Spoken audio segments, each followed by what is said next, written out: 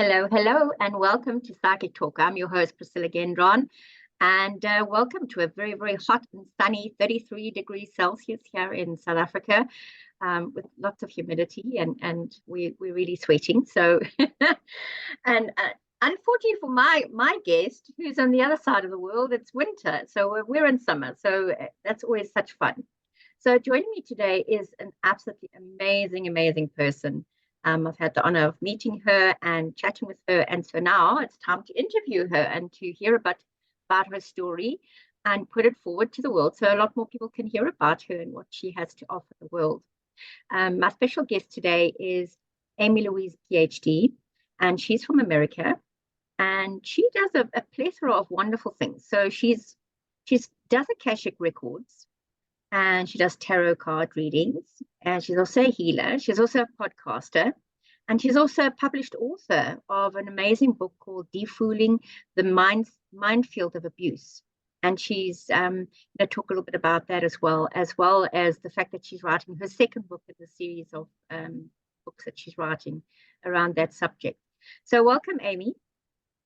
Hi, thank you for having me, Priscilla. How are you this morning or this evening or wherever you are?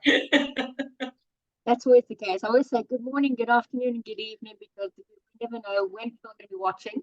And you're in the morning and I'm in the afternoon. So, and there's people in between on either side. Yes, and it's humid where I am. Yeah. Exactly. I'm always saying to people that it's so important that when I interview people, I always like to find out their journey, the path that they've taken, because we've all in this, what I would call mind, body, spirit, wellness realm. And we all came to our gifts and abilities and our journey in a completely different way. So for me, I always find it fascinating to know how people's stories began, because we always got to have a once upon a time, in a sense. So one of my favorite things is to really sit back with my popcorn and listen to people's stories. And so the same will apply to you. So maybe you could just start off by telling us all a little bit about the journey that you've taken to where you are today. And I know it's quite a bit of a chunk to sort of bite into, but, just start at the beginning. Start from the beginning. I sound like I'm on a couch.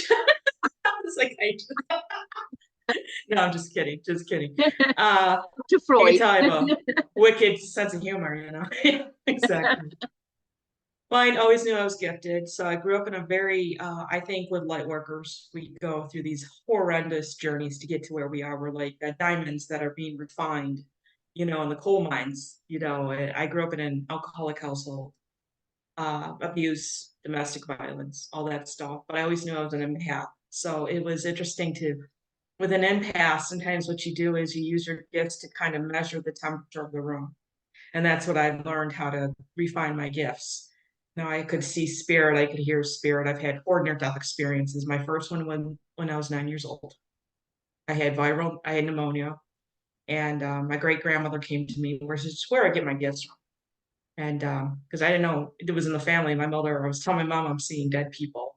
I don't like to say I'm a psychic medium because it freaks me out even to this day at this age. And she's like, "Oh my God, you have the gift." And what are you talking about? So my great grandmother come to me my first near-death experience, and said, "It's not your time. You have a lot of work to do here." So I had my gifts. I went through abuse. I went through everything, but all the while I had a very strong spiritual foundation with the angels. I feel like I just was always connected to source and spirit. That's what got me through all the horrendous times that I went through. So then I became a Jehovah's Witness. I'm just jumping a little bit, just giving you a abridged version. I became a Jehovah's Witness when I started studying with the witnesses when I was 14, going on 15, because I was always searching. I wanted to search something. I wanted to seek something, wanted to know more. And, I got into the cult. I call it a cult. I'm sorry, but I feel it's a cult. And was there for 10 years. I left. And then my third near-death experience brought me, because I shut my gifts down. They don't believe in the gifts of the spirit, which is in Corinthians somewhere in the Bible, for those who are following along.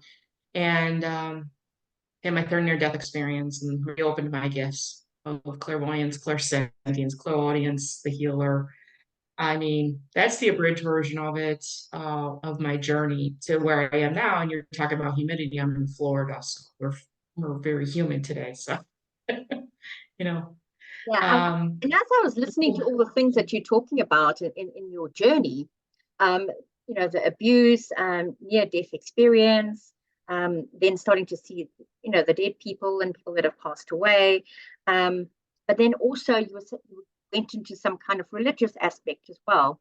Um, I find that a lot of people that take this journey and become psychic mediums, healers, psychics, clairvoyants, whatever it is, or healers, whatever it is that they become, all start with very similar backgrounds in different forms and shapes. But I have been speaking to a lot of psychics and people that are in this field, and there's been a lot of like abuse, domestic abuse, and yes, it's been absolutely crazy.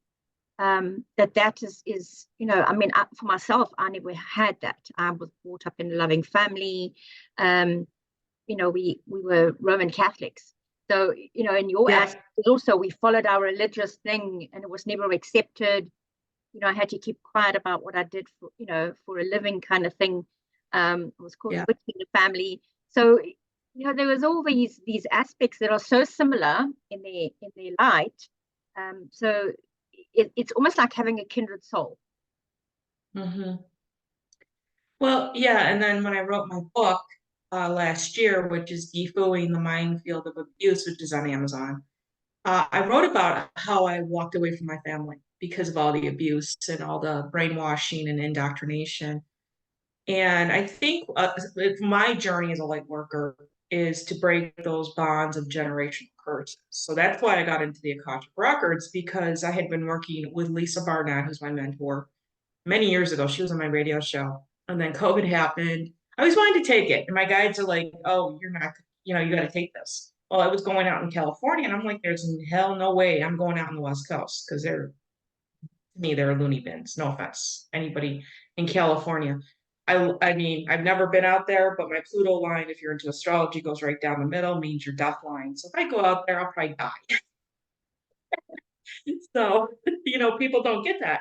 They're like, come out to California. So, my Pluto line goes right down the middle of the state. If you know astrology, I know stories of people who went to near their Pluto lines and died mysteriously. I have a lot of work to do here. I'm not ready to go out and die in California. So, you have that aspect too. But she had COVID. I, took Zoom meetings. I did a year and a half of classes, get certified in the Akashic Records, because I wanted to bring forth what I had done with my family of origin, which is cut those generational ties, past life vows, soul contracts, everything. You could work with the Akashic Records. So when I benefit from a healing modality, I want to bring it to somebody else and help them. It's very important. I know when I first Yes. started to develop my gifts and abilities, I Mhm. also just got this thirst and this knowledge to really embrace different aspects of it, and I also went into, developing of myself, but also the healing side of things. And I became a Reiki master, and I developed my own system of healing, working with the angels and the guides and things like that. And it's been fascinating to receive the information and the downloads, so it's been an interesting journey. So I think as we evolve as psychics and mediums and, readers and stuff like that and healers, it just it just allows us to have something a lot more cohesive. Mhm. Well, I think you have to experience certain aspects in order to heal and have compassion for other people. Like alcoholism, that's a big thing in my family too. I'm a recovered alcoholic 14 years. And I say recovered because I did a lot of work in the first 5 years of my journey with that. Growing up in it and then becoming it, you learn both sides of the journey. So, I have a lot of people. I have a woman that calls me and she's, in AA. I'm not. I go once in a while just because I'm giving my away my anonymity right now. It's like people don't understand. To me, my guides have always said it's better to talk about it, to get it out and clear it. And that's what I believe, and that's why I like where I've been at with my journey. I'm going to be 50 pretty soon, which I'm like, wow, 50. How did I make it to 50? But for near-death experiences, I guess, you've got to give me some kind of, I'm not looking for a reward or anything, but I think you have to be all aspects to all people and experience that. That's like they said in the beginning about the diamond being refined with the coal, really pressed and pressed and pressed, because I think we as light workers, and I'm going to call it light workers because we are the light in the darkness of this world we're in now. We're being refined. We really are. And I had another friend of mine say, which made sense, we're seeing the dark, psychics, mediums, we're seeing the dark side of things. I think we have to experience the dark and go into the light. I mean, like next door where I live in this townhouse, domestic violence, abuse, standing up for ourselves, there's always lessons, you know, and how to handle it. And I just think it's an interesting journey that we're all on, and how sometimes things will come up and we're like, I thought I dealt with that, but a different aspect of the lesson, I think, or the, the journey, the lesson, whatever you want to call it. Exactly. Exactly. So, in terms of the journey you've brought through, you've come through, what's in store for Amy Louise this year? Well, I'm restarting my podcast. I'm going to be doing this with a life coach.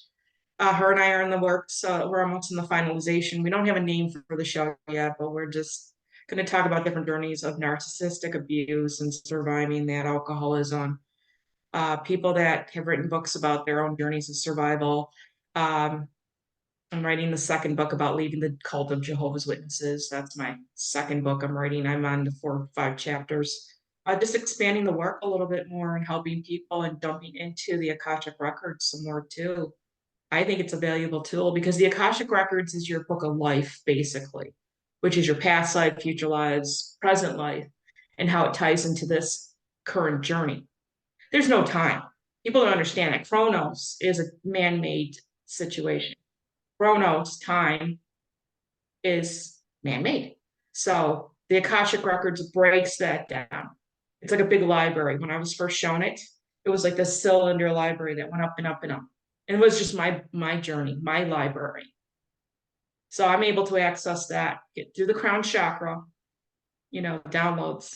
Really fascinating when you get into somebody's journey and they ask, well, how come I'm getting the same boss that's critical? Or why this, why that? And you go into the Akashic Records, you realize, oh, you had a past life with that person or past lives with those people. And so we break those ties. And people sometimes, till they learn the lesson, or, we have to break that. Because sometimes you learn the lesson, you're still stuck there energetically. I don't know if you've experienced that. I have. You're just like, come on, why isn't this not moving? Why is this not working? It's like being on the little hamster wheel and you just keep on going round and round. But I've done this 100 times already. Why am I still having to do it? Yeah. So I understand it. And it's about breaking those ties, those karmic lines. Yes. You got to keep on reincarnating until you get it right. Well, I have told my guides and angels and Akashic record keepers, they call them the record keepers, I'm not doing this. I want to get it right this time. Let's get this done and over with because I want to be some spirit guide or something. See, I said what I wanted to be. I want to be a spirit guide. There you go. Or some being up there hanging around. Yes. Because I do not want to do this. And you can't convince me. Because I think we reincarnate, we have a blueprint. We're like the architecture. We co-create with spirit or God or universe, whatever. And we have kind of a blueprint. And we co-create with what lesson. Oh, let's put alcoholic in there. Let's put abuse in there. Let's do domestic violence. Let's do, healer. Let's do compassion. Let's do anger. And then you look and you're like, what? What the hell? It is. It's kind of like they opened up the pot and they put the light and the dark together and said, all right, let's see who wins. We're off to the races. Who's who's on first, who's on second, who's on third, as the comedians from the back in the 30s and 40s, Abbott and Costello used to say. Who's on first, who's on second? If you've got YouTube that, but it's true. It's true. Absolutely fascinating. So one of the things that really has fascinated me is what made you want to go into the healing aspect of it?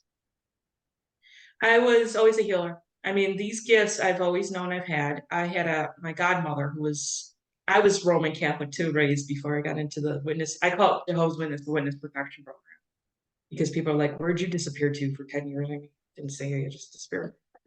So my godmother had arthritis, rheumatoid arthritis, and her joints would heal. I would intuitively know to go to those areas and just heal her joints. And she would say to me, "Oh my God, I can," she used to clean houses and do stuff. She goes, for 3 or 4 months, she didn't have any pain. So I just knew when I was like a kid, just go to her because she had elbows and her knees. I would just heal. My dad too, I would just do healings on him. I just knew to touch that touch part of it, and I went from there. I don't know. It just was a part of me. It's just like the psychic abilities, they just were there and I knew how to tap into them. It is quite fascinating. Yeah. Especially when you've got the person and you don't quite know what's wrong with them, and you do that scan of the body and then you pick up certain things and you tell them this. Well, how do you know that? It's just, so it's your healing side of things, but also your intuition and psychic side as well that gives you the heads up in a sense. Well, yeah, I just knew like that her elbows would hurt her.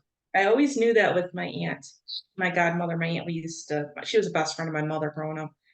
I would just, grab onto her and just, and then I've had people say, "Oh, Amy, you feel, when I talk to you, I feel better," or, whatever's going on. It's just pure healing energy comes through my crown and goes out into the world. And then, you attract psychic vampires and energy vampires and all that stuff. That's another lesson I learned last year. That was fun. That's why I had my fourth near-death experience. I had somebody almost suck me dry, literally. But that's where you learn boundaries. And, that's another journey I'm on, is learning those boundaries. I've got very strong boundaries, and I really reinforce them now. Yeah. I don't let everybody in either. Yeah. Exactly. And I've also had quite a few people that I've been speaking to that have also had near-death experiences. I myself have had two, where they, it does affect you, it does alter you, it alters you physically, mentally, spiritually, emotionally, on all aspects. It does. When was your first near-death experience? You were talking about when you were a child. 9 years old. I remember I was, because, I mentioned I live in Florida now, but I lived in Buffalo, New York, Western New York, which is the snow tundra up the north. They get a lot of snow from the Great Lakes. And when we get our summers, it's like a miracle. So I remember that summer looking out the window, and I wanted to go out, but I had it developed into pneumonia. It was real bad. And I just remember it was like an afternoon. It was like a weekday afternoon. And I had such a high fever that I died. I was in bed and I died. And I remember going to the white light and seeing my grandmother, my great grandmother, Eva. This is, like I said, where I get my gifts from. And then I had another one at 22, and then the one at 26, one at 27. And then recently, last September, I had my fourth one because I had viral pneumonia again. I ran myself down pretty bad. So now, I'm no longer doing that. I mean, I'm self-care, self-time is my time. Because as a light worker, if you don't take care of yourself, how are you going to take care of other people or help other people? You're no good to anybody if you're not good to yourself. I've learned that lesson, and I keep learning that lesson because I keep Me too. Forget about it, and then I have to learn it again, because I tend to, really take it, I just throw everything at everybody, and I help everybody, and think, oh, hang on a minute, why am I crawling on the ground? I shouldn't be crawling, okay, oh, self-care. So that's one of the things that I have learned, and I've had to do that over the last 2 weeks, is to do self-care, take care of my body, take care of my mind, take care of me as a person. And so I've been kind of off the radar, much to everybody's consternation, and like, where the hell are you? Because I'm always up in everybody's face. Everybody knows where I am and what I'm doing, and so it was much needed. And I've had to do that the last couple of years, is just take some time for me, and that's what's important, because you kind of recharge your batteries. Mm-hmm. Well, yeah, I mean, I had 2023 for me was horrendous, but I think a year of growth. I mean, I wrote the book, I got the Akashic records, I had psychic vampires, things from my childhood came up, which I'm dealing with now, obviously. So it's like a refinement. And I think we're being refined as light workers, really purging the final stuff out of our beings so we can help the world. We have 20 years of rebuilding here, this new earth that Yeah. we're going into. At least that's what I've been told, 20 years at least. So take care of ourselves, Yeah. and I think we've been through a lot in the last 50 yeah, years, shall we say, yes, how much this world has evolved on such a huge scale. I mean, we've gone from 1 to 1,000 within one leap, in a sense. So it's been huge for people to have to catch up, to get on board, to embrace or not embrace. If you don't embrace, you exit. So it's been quite like you either face it or you don't. yeah. It's well, it's like next door that I live now. It's a lower energy. It's interesting. I'm high, they're low. Yes. Yeah, went away. So And how do you feel the energies? Because you obviously share a wall. it's a lot of self-protection. I mean, really a lot of protection. I thank God I have my landlord that is, we're working on rid of them, Yeah. But I asked my guides, I said, why am I here? Well, this is your next mission. You're supposed to clear it out so you can do a lot of work there. You're supposed to. You're supposed to be there, and you got to clear out the riffraff. And I'm not trying to judge them. They're just, they're at where they're at. I'm at where I'm at. But I've learned a lot of protection. Like I'm doing a lot of stuff that I never thought I would be doing. So I do, candle work and spell work and all that stuff and Reiki and IET, integrated energy therapy is another one that's healing with the angels that I'm certified in. And so I take all my healing modalities and just use what I like, whatever comes to me. And some stuff is coming to me just naturally. So maybe I'm developing my own healing modality the way it's going. I don't know, but that's how it feels anyway.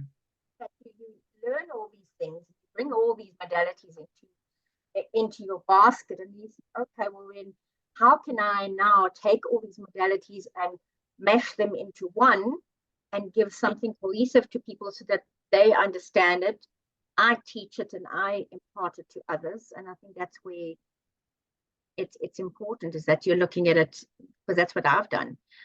All the things that I've learned over the last 30 years of doing this professionally. I can't believe when I say 30 years, it just makes me feel so old. Like, oh, I know nothing. I didn't hear it. But it's something where you have to then take everything that you've learned and put it into your own words, in a sense. Yeah. Well, it's I think for me, it's just, taking what I'm learning. It's like I feel like I'm in the PhD level of where I'm at. Okay, I mean, you have all these journeys and all these experiences and all these different tools in your spiritual toolbox. How are you going to utilize them in this situation? Because you don't know what you're going to be called to do, or you don't know how you're going to handle something Exactly. So until all it's in these front of different you. tools to use to allow you to then say, okay, I can use A, B, C, D, or I can use D, E, and A Yeah. in different combinations. Yeah. Or sometimes I've been just intuitively knowing what to do. Like, okay, use this, use that, blah, blah, blah, blah, and also speaking my truth, which is interesting because that last experience with that psychic vampire, I thought she was a friend of mine. She just turned on me. I was like a deer in a headlight look. And I'm like, oh, we're not doing this again. Because she was represented. See, you got to look at who's represented, who from your family of origin, which is, she was representing my mother. My ex-landlord was a male who was very aggressive. He didn't do stuff around his property. I did it. He said I could. Then he took it back and he came over and yelled at me when I asked for reimbursement, which we agreed on. But all those things, all those lessons, all those people are representative of people from our past and past lives. So learning how to deal with it. So I'm looking at it from, okay, let's purge this garbage out. Let's just get rid of it. Let's conquer it. So I've gone into the next level with my healing. I have a friend of mine who's doing theta healing on me. So we're going through the issues every other week, and then she clears it out. things like that. Utilizing other light workers as well. I think, and I love that you have a network because we can help each other when That's my we favorite. need that support. It doesn't matter if it's global or local or global, whatever it is. I think that's a good thing because we are going to be helping humanity. I'm telling you, we got a lot of garbage to clean up here of the I always, evil that been, and I've seen that too. I have gotten downloads when I had my last near-death experience, and I got downloads before then, but really I got a lot of downloads. We have a golden age we're entering into, but we have to clean up that garbage to get to the golden age. And I think it's gonna not take that long, but we're gonna be, I see like a plow, like a garbage dump, like going through all the crap. yes. Yeah. Yeah, exactly. And I always say that the best thing that could have happened to the world was what happened to the world. We can't say what Yes. it is because the Oh, monetization. I know. But They're gonna be garbage destroyed that too, yes, those. so Yeah. but that was actually very good for the world because it actually shook people awake.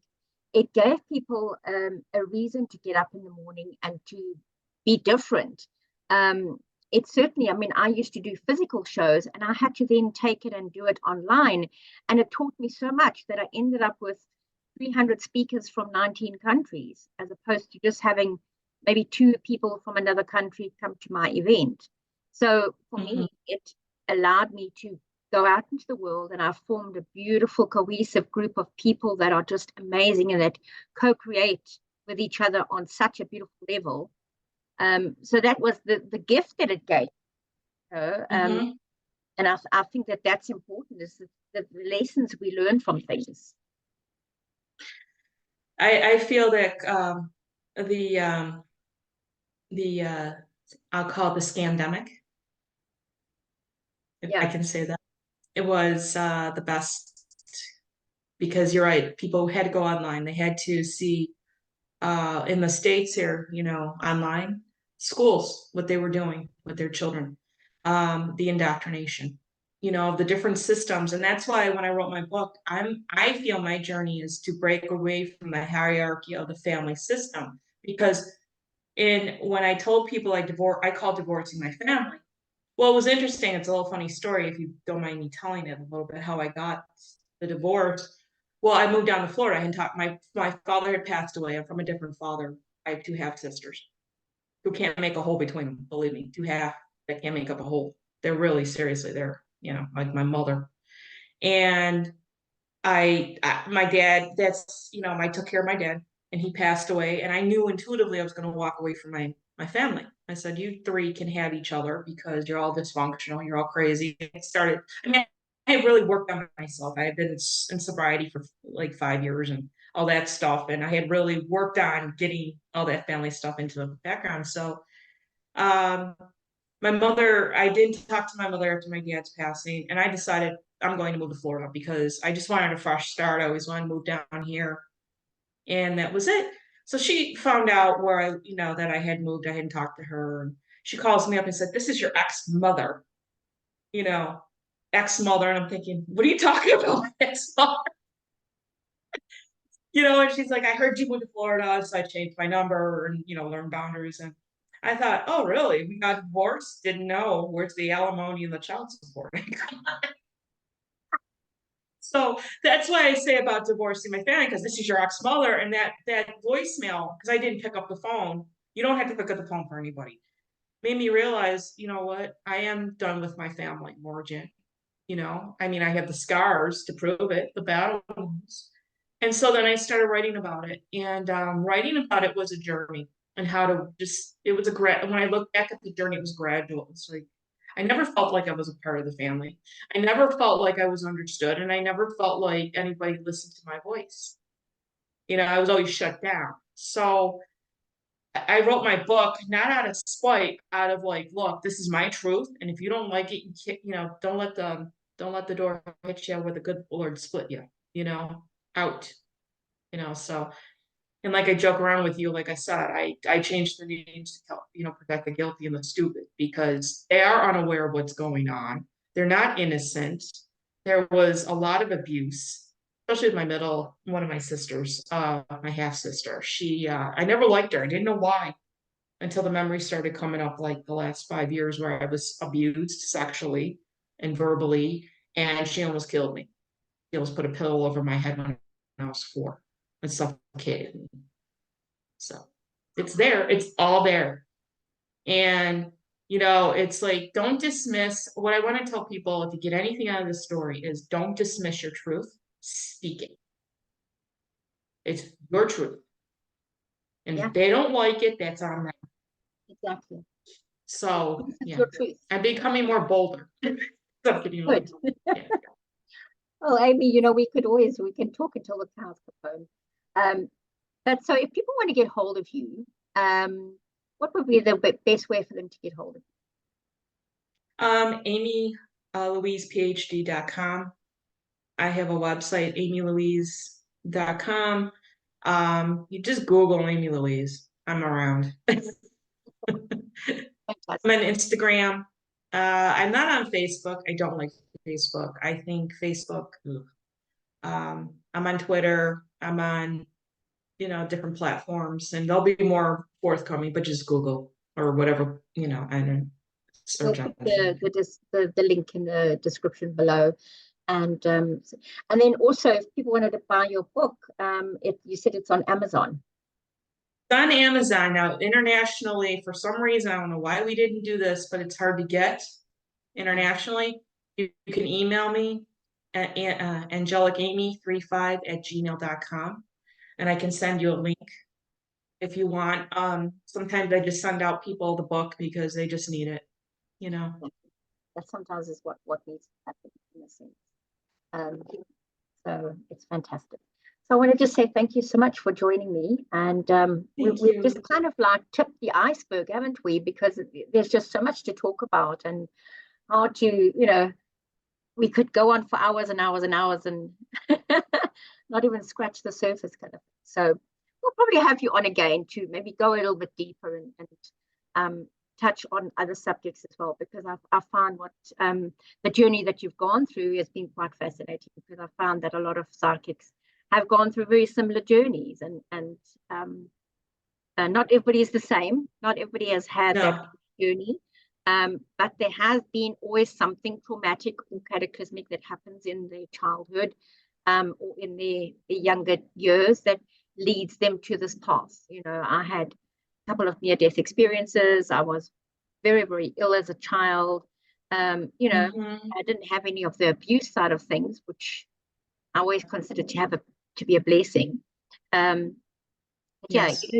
Everybody has a different way of approaching things, and then it's when spirit then lifts the veil for us, we then have to then step into it when we actually can't not step into it in a sense. Right. Yeah. Well, you have to go with what's in front of you. And sometimes it's just like, I wasn't expecting this, but that was my assignment. Exactly.